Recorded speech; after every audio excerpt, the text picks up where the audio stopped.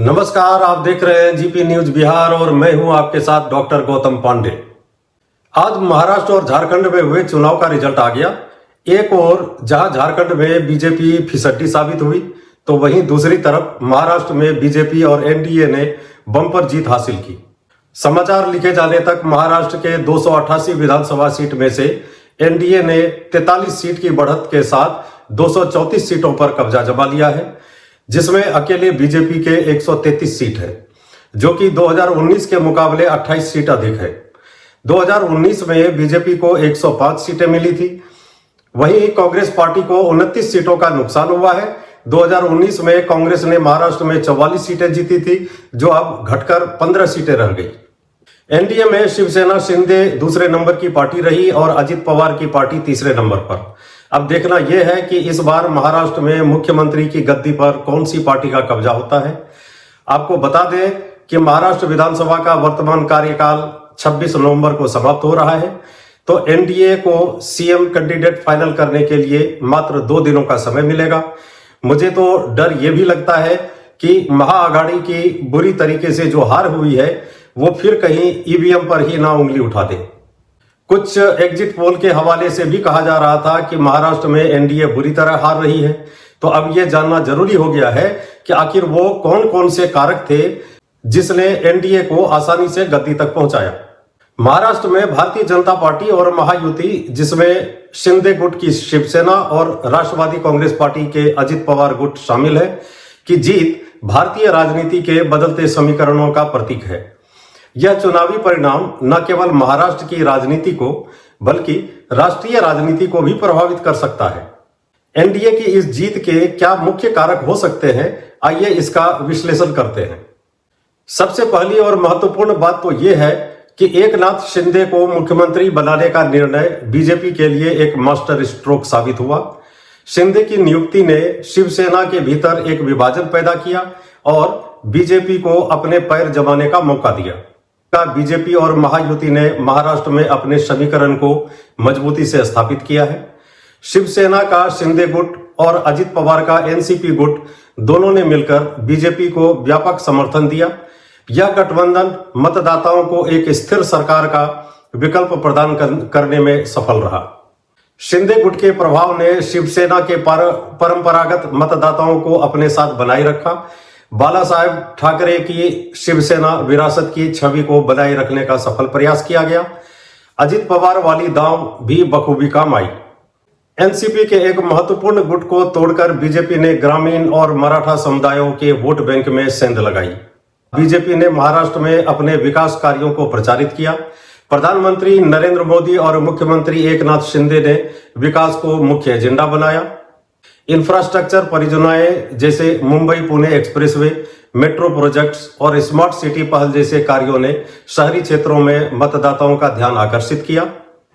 किसानों के लिए कर्ज माफी और सिंचाई परियोजनाओं पर विशेष जोर दिया गया। ग्रामीण क्षेत्रों में यह प्रयास काफी सफल रहा। बीजेपी ने महिलाओं को लक्षित करने के लिए कई योजनाएं शुरू की, जैसे कि माझी लाडकी बहन योजना।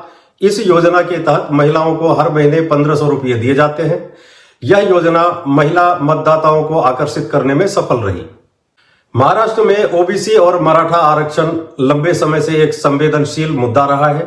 महायुति ने इन समुदायों को अपने पक्ष में लाने के लिए ठोस प्रयास किए। बीजेपी ने ओबीसी समुदाय को अपनी योजनाओं से जोड़ने की कोशिश की। साथ ही शिंदे और पवार गुट ने मिलकर मराठा आरक्षण के मुद्दे पर संतुलन बनाए रखा। बीजेपी की जीत में विपक्ष की कमजोरी की महत्वपूर्ण भूमिका रही है। कांग्रेस अपनी रणनीति में असंगठित नजर आई। उनके नेता मतदाताओं को एकजुट करने में विफल रहे। उद्धव ठाकरे की शिवसेना को शिंदे गुट के साथ हुए विभाजन का खामियाजा भुगतना पड़ा। उनकी पार्टी की अपनी पकड़ खोती नजर आई। अजित पवार के विद्रोह ने एनसीपी को कमजोर कर दिया, जिससे शरद पवार की पार्टी का परंपरागत वोट बैंक बिखर गया। विपक्ष के द्वारा एक खास गुट को एकजुट करने के ऐलान ने भी मतदाताओं को एनडीए की ओर मोड़ा। 2014 लोकसभा चुनाव की तरह ही महाराष्ट्र में भी बीजेपी ने अपने चुनाव प्रचार में आधुनिक तकनीकों का भरपूर उपयोग किया। सोशल मीडिया जैसे फेसबुक, ट्विटर और व्हाट्सएप जैसे प्लेटफॉर्म का कुशल उपयोग कर मतदाताओं तक अपनी बात पहुंचाई। इसके अलावे जमीनी स्तर पर भी काफी मेहनत की। घर घर संपर्क अभियान और बूथ मैनेजमेंट ने मतदाताओं को प्रेरित किया। आरएसएस की भूमिका भी इस इलेक्शन में काफी महत्वपूर्ण रहा। आरएसएस ने 60,000 से अधिक छोटी छोटी बैठकें आयोजित की और मतदाताओं को बीजेपी के पक्ष में मतदान करने के लिए प्रेरित किया। हालांकि बीजेपी ने विकास और प्रशासन को अपना मुख्य एजेंडा बताया, लेकिन कुछ क्षेत्रों में जातिगत और धार्मिक ध्रुवीकरण भी देखा गया।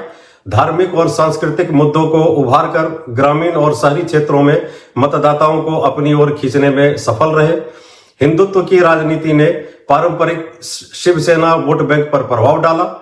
बटेंगे तो कटेंगे और एक है तो सेफ है का नारा भी बहुत कारगर साबित हुआ। महाराष्ट्र के ग्रामीण और शहरी क्षेत्रों के संतुलन को ध्यान में रखकर महायुति ने अपनी रणनीति बनाई। शहरी क्षेत्रों में बीजेपी ने अपनी पकड़ मजबूत की और ग्रामीण क्षेत्रों में शिंदे और अजित पवार गुट ने किसानों और मराठा समुदाय को अपने पक्ष में करने का काम किया। प्रधानमंत्री नरेंद्र मोदी की लोकप्रियता भी इस जीत का एक महत्वपूर्ण कारण रही। मोदी सरकार की राष्ट्रीय स्तर पर योजनाओं जैसे उज्ज्वला योजना, जनधन योजना और मुफ्त राशन वितरण का प्रभाव महाराष्ट्र के मतदाताओं पर भी पड़ा। उनके नेतृत्व ने मतदाताओं को विश्वास दिलाया कि बीजेपी और महायुति स्थिरता प्रदान कर सकते हैं। और अंत में महाराष्ट्र में बीजेपी और महायुति की अप्रत्याशित जीत कई कारणों का परिणाम है। गठबंधन की मजबूत रणनीति, विपक्ष की कमजोरी और विकास केंद्रित एजेंडा ने इस जीत को संभव बनाया। यह परिणाम न केवल महाराष्ट्र की राजनीति को बल्कि राष्ट्रीय राजनीति को भी प्रभावित करेगा। विपक्ष के लिए भी यह एक चेतावनी है कि यदि वे संगठित नहीं होते हैं तो बीजेपी का प्रभाव और बढ़ सकता है। आज का यह विश्लेषण आपको कैसा लगा, हमें कमेंट बॉक्स में अवश्य बताइए। सच्ची बात, सटीक विश्लेषण के लिए देखते रहिए जीपी न्यूज बिहार। धन्यवाद।